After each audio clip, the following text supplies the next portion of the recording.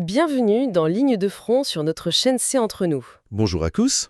Alors, il suffit d'imaginer un instant l'armée la plus puissante du monde. Mhm. Une force qui est dotée de satellites, capable de lire l'heure sur une montre depuis l'espace, ou enfin de cibler un véhicule en mouvement à l'autre bout de la planète avec une précision chirurgicale. Ouais, la haute technologie, quoi. Exactement. Mais maintenant, il faut imaginer cette même armée, complètement paralysée en plein milieu du désert, et totalement incapable d'atteindre son objectif final parce qu'il lui manque un simple filtre à huile de tracteur civil. C'est fou dit comme ça. Et un traducteur capable de s'exprimer correctement dans la langue locale en plus. Ce qu'une image frappante, ouais. Mais c'est exactement la réalité que révèlent les documents qu'on examine aujourd'hui. On a très souvent tendance à observer les conflits depuis la stratosphère. C'est clair, on parle toujours de grands concepts. Voilà, la diplomatie, les grands principes géopolitiques, les alliances stratégiques. Mais cette analyse en profondeur d'une note de renseignement super détaillée, elle nous plonge dans ce qu'on pourrait appeler la logistique tactique. La logistique tactique implacable même, d'un potentiel conflit avec l'Iran. C'est ça. Et ce qui en ressort, c'est une réalité vraiment granulaire. Un niveau de détail purement matériel que même les décideurs de très haut niveau semblent parfois négliger, tu vois. La guerre, avant d'être un affrontement d'idées, c'est d'abord un gigantesque problème de physique, de mathématiques et de gestion des stocks. Et c'est tout l'objectif de notre exploration aujourd'hui. Loin des grands discours géopolitiques habituels, on va vraiment décortiquer la mécanique brute. Ouais, parce que c'est là que ça se joue. Absolument. Et avant même de parler d'une hypothétique invasion, terrestre ou de frappe ciblée, il y a un concept fondamental à poser. C'est l'économie de la destruction. Tout à fait. Les sources abordent frontalement la question des infrastructures nucléaires. Et là, quand on regarde les chiffres, franchement, ça donne le vertige. C'est astronomique. Construire une installation d'enrichissement classique, c'est un budget qui oscille facilement entre 1 et 3 milliards de dollars. Et ça prend des années, avec des équipements de pointe extrêmement complexes à sourcer sur le marché international. Et la logique voudrait qu'une simple frappe aérienne règle le problème. On appuie sur un bouton et hop. Si une telle installation est détruite, le travail de la partie adverse ne s'arrête pas au moment de l'explosion, en fait. Ah non. Non, il faut déblayer des milliers de tonnes de béton armé, d'acier tordu. L'enfer. Il faut décontaminer la zone avant même de pouvoir éventuellement songer à reconstruire. C'est un effort colossal. Sauf qu'il y a un angle mort énorme dans cette logique de destruction et de reconstruction, un détail géographique qui change vraiment tout. Ah oui, le fameux goulot d'étranglement. Exactement. Si un tel conflit éclate, il est quasiment certain que le détroit d'Ormuz sera fermé, ce qui bloque ainsi l'une des artères maritimes les plus cruciales au monde. Ouais, c'est un point de passage obligé. Du coup, une question purement pratique se pose pour ceux qui nous écoutent et qui essayent de visualiser. Comment faire entrer les grues, le ciment spécial, l'acier et les machines nécessaires pour reconstruire quoi que ce soit si la voie maritime est coupée? C'est ce qu'on appelle une impasse logistique parfaite. La géographie verrouille littéralement la capacité de reconstruction. C'est dingue. Mais ce qui est fascinant ici, c'est que la stratégie de destruction décrite dans ces notes de renseignement va beaucoup plus loin que le simple béton, en fait. C'est-à-dire? Eh bien, la destruction ne vise pas seulement le présent, elle cible directement l'avenir. D'accord. Les documents mentionnent un cas très précis et honnêtement assez glaçant. C'est le bombardement conjoint par les forces israéliennes et américaines d'une université d'ingénierie. Attends, on parle bien d'un campus universitaire là, pas d'une base militaire cachée? Exactement. Des salles de cours, des labos. L'objectif assumé de cette frappe, ce n'était pas de détruire un stock d'armes existant, ni même des centrifugeuses. Alors c'était quoi le but? L'objectif, c'était d'éliminer physiquement le personnel enseignant et les étudiants de 3e cycle. Oh waouh. L'idée derrière cette opération, c'est de neutraliser la matière grise. Les esprits qui seraient susceptibles de concevoir ou d'améliorer les missiles balistiques dans 10 ou 15 ans. C'est vraiment une vision à très long terme. On ne bombarde plus seulement ce qui existe, on bombarde le potentiel futur. C'est en quelque sorte une guerre préventive appliquée au capital humain. Et inévitablement, on s'en doute, ce genre de stratégie déclenche une symétrie assez terrifiante dans les représailles. Ah bah, action-réaction. Voilà. Si le savoir devient une cible militaire légitime, alors il n'y a plus aucun sanctuaire.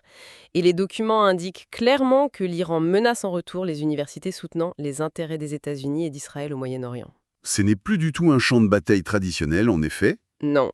Plus du tout. Les cibles potentielles incluent des institutions comme l'OUB, donc l'Université américaine de Beyrouth. Une institution historique quand même.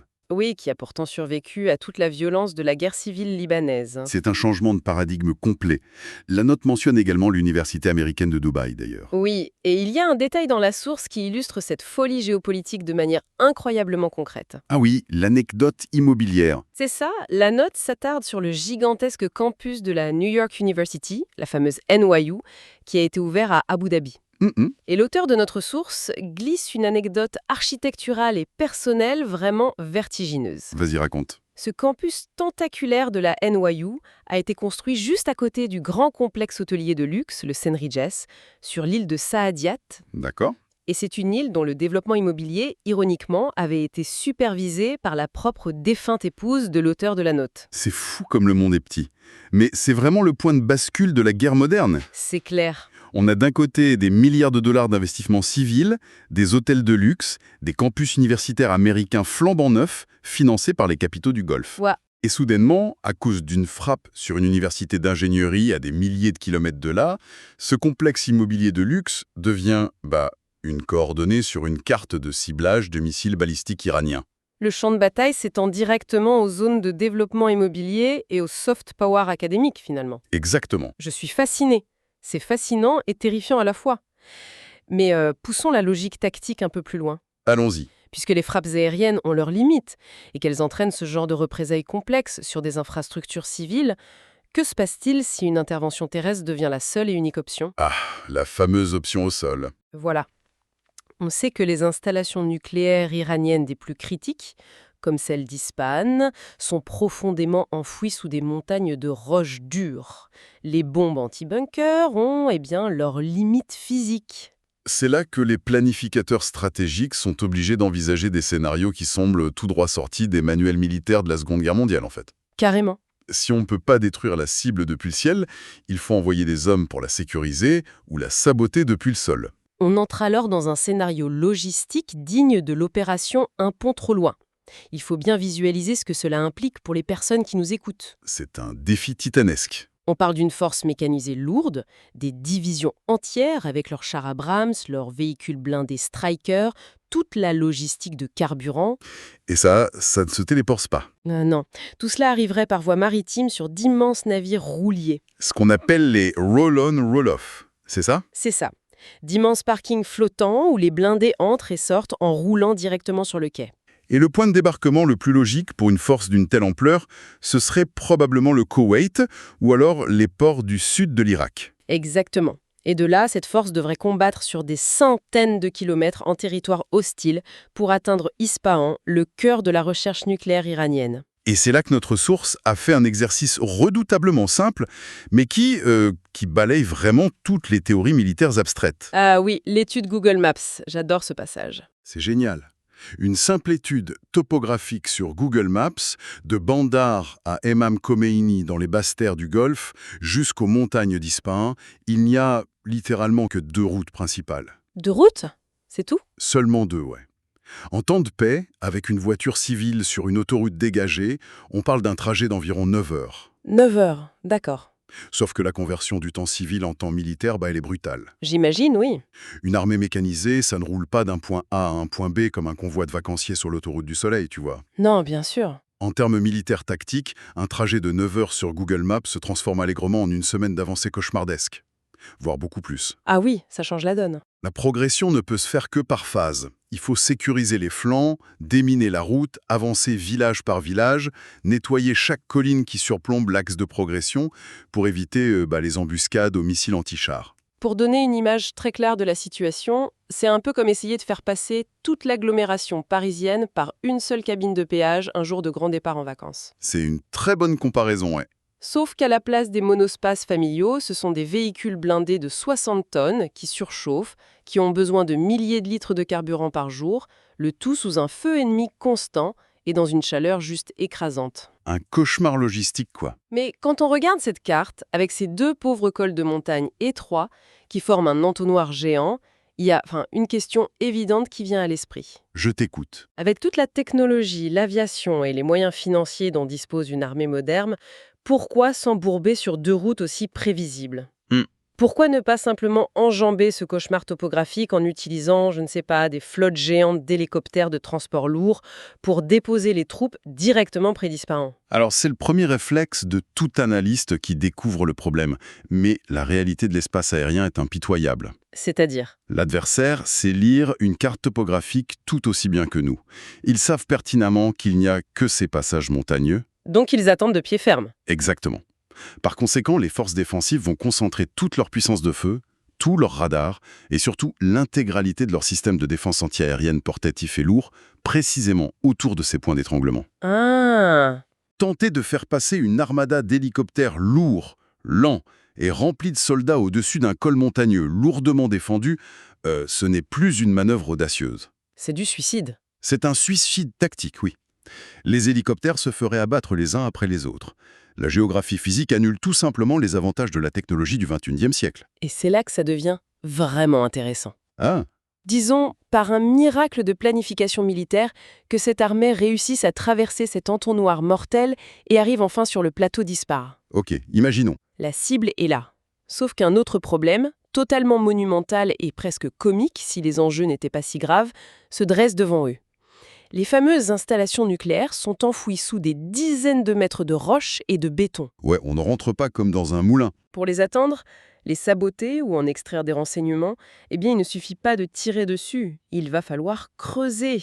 Et creuser massivement même. Or, même les gigantesques avions de transport militaires américains C-17 ne sont absolument pas conçus pour transporter dans leur soute des pelleteuses de chantier de 50 tonnes. C'est impossible. Et c'est précisément ici que la haute technologie rencontre le système D à une échelle industrielle en fait. Comment ça? Selon les documents du renseignement que nous décortiquons, la Defense Intelligence Agency, donc la DIA, a anticipé cette absurdité logistique avec un plan très spécifique. Ils ont prévu le coup? Ouais, ils utilisent les dernières avancées en matière d'intelligence artificielle pour analyser des volumes massifs d'imagerie satellite en très haute résolution. Pour chercher quoi? Leur mission, c'est de scanner en permanence un rayon de 50 miles autour de la cible d'Ispahan pour identifier, cataloguer et suivre en temps réel le moindre camion-benne. Non. Si la moindre chargeuse, la moindre pelleteuse civile présente sur des chantiers de construction locaux iraniens. C'est complètement fou quand on y pense. L'IA repère le matériel de terrassement civil depuis l'espace. C'est exactement ça. Mais bon, un algorithme ne peut pas conduire un tracteur. Il faut bien des humains pour aller récupérer ce matériel sur place. Bah oui. Et la note détaille que ce sont les services de renseignement humains, donc les opérations clandestines de la CIA ou les agents du Mossad israélien déjà infiltrés sur le terrain. D'accord. Ce sont eux qui seraient chargés de localiser physiquement ces engins le jour J. L'objectif est clair en fait. Il faut réquisitionner ce matériel civil ou, pour le dire sans aucun euphémisme, le voler en pleine zone de guerre pour creuser l'accès aux bunkers nucléaires. Le volet, oui, on peut le dire. Mais on n'est plus dans les années 80. Aujourd'hui, un énorme tracteur de chantier moderne, ça ne démarre pas en arrachant 2 fils sous le volant pour faire des étincelles, hein. Ah non, c'est bourré d'électronique. Ces machines fonctionnent comme des ordinateurs géants. Elles sont équipées de systèmes anti-démarrage complexes, reliés au réseau électronique central, le fameux bus CAN de la machine. Et si tu te trompes, tout se bloque. Voilà. Si on essaie de forcer le contact, l'ordinateur de bord verrouille instantanément l'hydraulique et la machine devient un simple bloc de métal inutile de 40 tonnes. Encombrant en plus. Et en plus de ça, dans un environnement poussiéreux comme le Moyen-Orient, un engin qui traîne sur un chantier a très probablement une batterie à plat ou un filtre encrassé. C'est pour contourner ce pare-feu logiciel et matériel que les services de la logistique du Pentagone utilisent un procédé vraiment étonnant. C'est ce qu'on appelle les kits de redémarrage. Ah, les fameux kits. C'est là que l'économie civile américaine est mise à contribution de manière totalement opaque, tu vois. Raconte. Des entreprises d'équipements lourds comme John Deere ou JCB reçoivent soudainement, de la part de l'armée, des commandes mystères, ce que je les appelle des blind orders. Sans aucune explication, j'imagine. C'est ça. Les militaires exigent des livraisons urgentes de dizaines de batteries lourdes à décharge profonde, des palettes entières de filtres à huile, des joints toriques de rechange. Et le pire, mais en tout ça, Surtout des jeux de clés électroniques, vierges, et des tablettes de reprogrammation. incroyable. Quand le fabricant civil, très légitimement, demande d'accord, mais c'est pour quel modèle exact de tracteur? La réponse de l'armée est, grosso modo, c'est confidentiel, on ne sait pas sur quoi on va tomber, Envoyez-nous juste un exemplaire de tout ce que vous produisez. C'est littéralement le cambriolage de chantier le plus sophistiqué du monde, sponsorisé par l'État. C'est tout à fait ça. Mais bien entendu, la partie adverse n'est pas naïve face à cette doctrine. Les documents qu'on a précisent que les Iraniens ont parfaitement étudié ces failles logistiques. Ils s'y attendent, évidemment. Dès l'instant où le premier parachute américain sera aperçu dans le ciel, ou la première troupe détectée au sol, le corps des gardiens de la révolution islamique, l'IRGC, eh bien, ils ont des ordres stricts préétablis. Lesquels? Ils doivent immédiatement saisir et déplacer ou saboter tous ces équipements civils lourds dans la région. L'objectif est vraiment limpide. Priver l'envahisseur de pelle, quoi. C'est ça, le priver de la moindre capacité de creuser le sol. On se retrouve donc avec une armée hyper technologique qui va devoir jouer à cache-cache avec des tractopelles dans le désert. Il faut noter que ce n'est pas une doctrine totalement inédite dans l'histoire des opérations spéciales, d'ailleurs. Ah non, ouais. Non, le renseignement s'appuie toujours sur le pillage pragmatique de l'environnement immédiat. On a vu par le passé, lors d'opérations secrètes en Libye ou dans le nord du Tchad, des unités d'élite utiliser des véhicules tout-terrain civils modifiés. D'accord, le fameux système D. Exactement. Ou même réutiliser des véhicules de transport de troupes blindées ennemies capturées, comme les fameux BMP soviétiques. Tout simplement parce qu'il était impossible d'amener les leurs. L'adaptabilité absolue, c'est vraiment la seule règle de la logistique de terrain.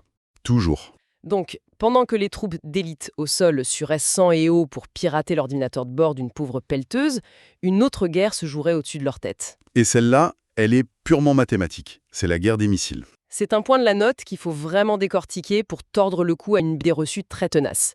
On imagine souvent que pour vaincre un bouclier anti-aérien, comme le dôme de fer israélien ou les systèmes patriotes, il suffit de tirer plus de missiles que l'adversaire n'a d'intercepteurs. Une simple guerre de volume, en gros. Voilà.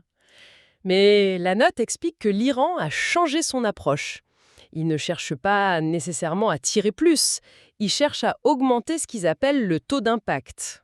Et la méthode employée pour augmenter ce taux d'impact relève d'une ingénierie aéronautique avancée. Franchement, ils ont massivement intégré des ogives manœuvrantes sur leurs vecteurs balistiques. Qu'est-ce que ça change concrètement pour les systèmes de défense, ce type d'ogive? Tout, absolument tout. Un missile balistique classique décrit une parabole très prévisible. C'est comme un ballon qu'on lance en cloche, tu vois. Oui, on peut calculer où il va atterrir. Exactement. Les radars calculent la trajectoire et l'ordinateur envoie un intersecteur à un point de rencontre futur. C'est de la balistique de base. D'accord. Mais une ogive manœuvrante, c'est différent. Dans les toutes dernières secondes de sa descente, elle peut utiliser de petits propulseurs ou des ailerons aérodynamiques pour glisser, zigzaguer et corriger sa trajectoire. Ah, ça brouille les pistes. Complètement. Les algorithmes d'interception qui pensaient savoir exactement où la cible allait se trouver sont soudainement faussés. Et ça, on le sait comment? Les analystes en source ouverte, ce qu'on appelle l'OSINT, comme le célèbre compte MT d'Anderson sur les réseaux sociaux, ont d'ailleurs démontré ça. Avec des analyses d'images satellitaires très poussées, ils montrent comment ces nouvelles ogives déjouent physiquement les boucliers cinétiques. Impressionnant. Et cette augmentation redoutable du taux d'impact nous amène tout droit à un concept militaire vraiment terrifiant qui est abordé dans les sources, le syndrome Winchester. Ah oui, Winchester, c'est un terme de jargon militaire très cru utilisé par les artilleurs ou les pilotes de chasse. Qu'est-ce que ça veut dire? Annoncer Winchester à la radio, c'est signaler au commandement qu'on a épuisé la totalité de ses munitions. Zéro. Plus rien. La panne sèche au pire moment? C'est ça. Et dans le cas d'une guerre balistique, c'est le moment fatidique où une batterie anti-aérienne n'a plus un seul intercepteur dans ses tubes. Et d'après les documents anakiens? Les analyses des services de renseignement montrent qu'Israël, par exemple, dispose de réserves considérables. Ils ne vont pas tomber Winchester du jour au lendemain. Encore heureux. Mais l'équation stratégique devient infernale si, en face, l'Iran possède encore un inventaire de plusieurs milliers de vecteurs balistiques cachés dans ses tunnels. C'est là que le commandement de la défense doit commencer à faire des mathématiques de survie pure. C'est glaçant, mais oui.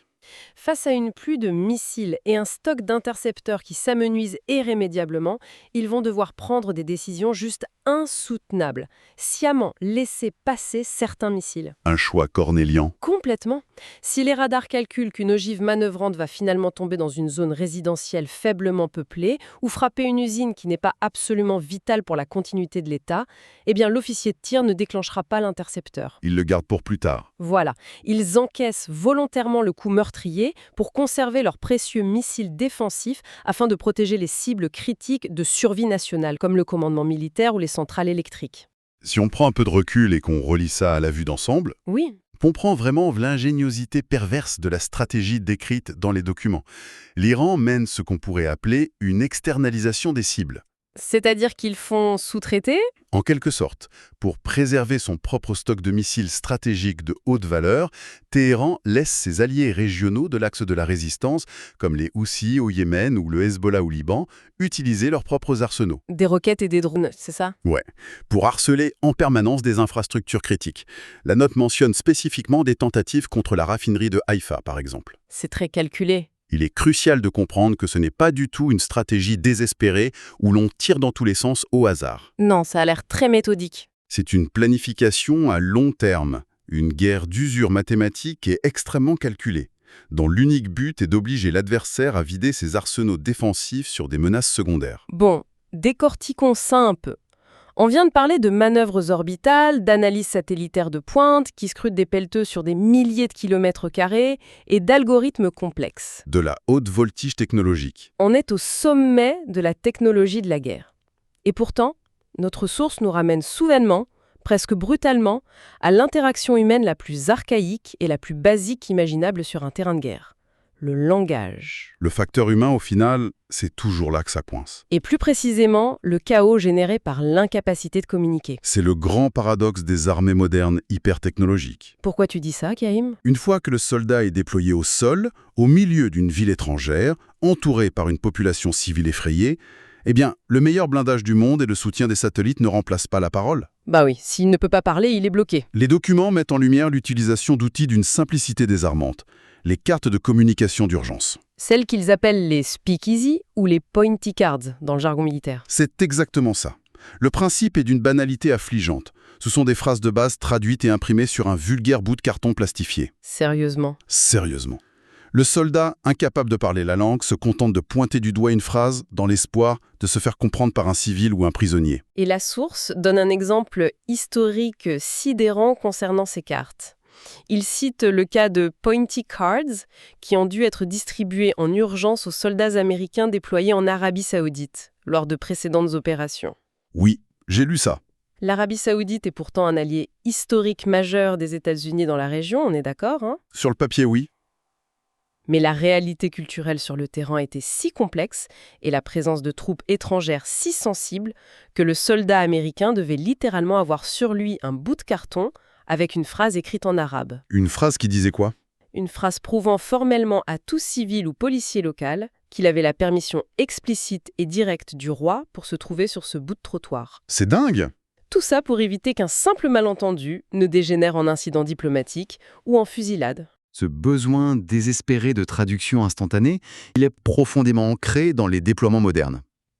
Les notes rappellent l'expérience de consultants du renseignement ayant travaillé avec le SOFLO. Le Bureau des langues étrangères des opérations spéciales, c'est bien ça, hein? Ouais, ces cartes d'interrogatoire rapides où l'on pointe des questions comme où sont les armes ou combien dorment ont été massivement utilisées par les forces élites. Les Navy Seals, par exemple. Les Seals, les Rangers, dès les toutes premières heures de l'intervention en Afghanistan en 2001. Notamment autour de la région de Kandahar. Ah oui, c'est historique. Si on cherche bien dans les bases de données d'archives en source ouverte, on peut même retrouver des vidéos de ces premiers déploiements où l'on voit très clairement les soldats utiliser ces fameuses cartes en carton, recouvertes de plastique, face à des villageois afghans très perplexes. Mais où la logistique devient absurde, où l'ironie bureaucratique confine presque au tragique, c'est concernant la préparation d'un éventuel conflit iranien aujourd'hui. Ah oui, l'histoire du farci.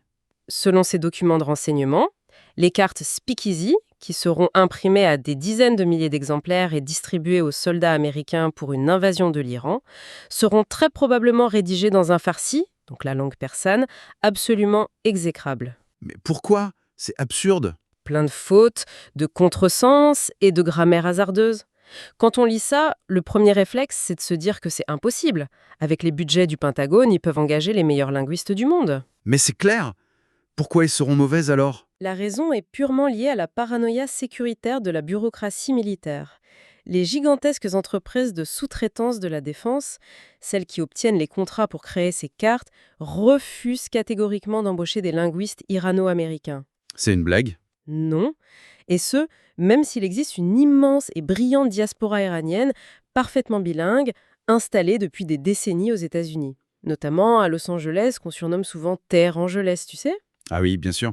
Mais alors, qu'est-ce qui bloque? Le processus d'habilitation de sécurité, le fameux security clearance, ça bloque systématiquement ces recrutements. Pourquoi? Par crainte totalement irrationnelle de fuite d'informations classifiées, la bureaucratie sécuritaire a littéralement peur, et là je cite les documents, que le traducteur civil basé en Californie n'appelle sa famille restée au pays en Iran pour les prévenir qu'une opération se prépare. C'est de la paranoïa pure et simple. Totalement. Le résultat opérationnel direct de cette paranoïa institutionnelle est catastrophique sur le terrain. Bah oui. Le Pentagone va envoyer des jeunes soldats dans des situations de stress absolu et de danger de mort, avec des cartes de survie traduites par des logiciels approximatifs ou des linguistes de seconde zone. Il faut vraiment se représenter la scène pour en saisir l'absurdité totale. Complètement. Il suffit d'imaginer le soldat suréquipé de 2 mains. Il porte un exosquelette léger, des jumelles de vision nocturne qui coûtent le prix d'une maison. Ouais. Il est connecté par liaison de données cryptées à un drone armé qui vole au-dessus de lui, enfin au-dessus de sa tête, et au milieu des décombres d'une ville iranienne, il se retrouve à pointer frénétiquement du doigt un bout de carton mal traduit.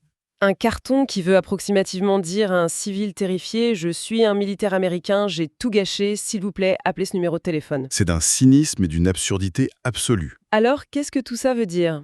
Quand on rassemble toutes ces pièces du puzzle disparates, issues de notre note stratégique du jour, eh bien on réalise que l'ingénierie d'un conflit moderne est une contradiction ambulante. C'est un grand écart permanent. D'un côté, on déploie des systèmes d'intelligence artificielle sophistiqués, capables d'analyser le moindre changement de pixels sur des images satellites pour orchestrer des manœuvres de guerre spatiale. La science-fiction en direct. Mais de l'autre, tout cet édifice à des milliers de milliards de dollars menace de s'effondrer sans un filtre à huile de la marque John Deere qu'il faut aller vouler sur un chantier poussiéreux. C'est fou. Ou sans une carte de traduction en carton correctement imprimée. C'est vraiment la fragilité de la technologie extrême, quoi. Ces sources nous ont offert aujourd'hui un privilège assez rare pour ceux qui nous écoutent, l'accès aux coulisses non romancées, non politisées de la géopolitique. Tout à fait. Bien loin des grands discours abstraits sur les ondes, c'est de la mécanique pure, brute, avec ses frictions et ses failles logistiques absurdes.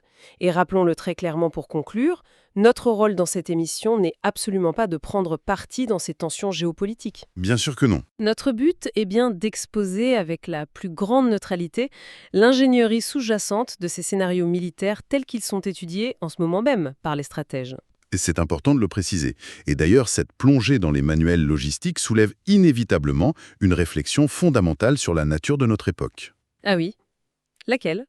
Eh bien, si une armée ultramoderne dépend à ce point vital des infrastructures civiles locales pour fonctionner, Comme les universités ciblées, les pelleteuses. voilà, des universités de pointe ciblées pour anéantir le savoir de demain, des tractopelles réquisitionnées sur des chantiers civils pour creuser des bunkers militaires, Et même des itinéraires d'invasion d'un pays entier littéralement extrapolés grâce au temps de parcours de l'application Google Maps sur nos smartphones. exactement. Si tout cela est vrai, on est en droit de se poser une question troublante. À quel moment précis la ligne entre une économie civile pacifique, celle dans laquelle nous vivons tous les jours, et un champ de bataille militaire impitoyable, disparaît-elle totalement ? C'est une excellente question pour clôturer ce décryptage. C'est une perspective qui révèle vraiment l'extrême vulnérabilité de notre monde interconnecté.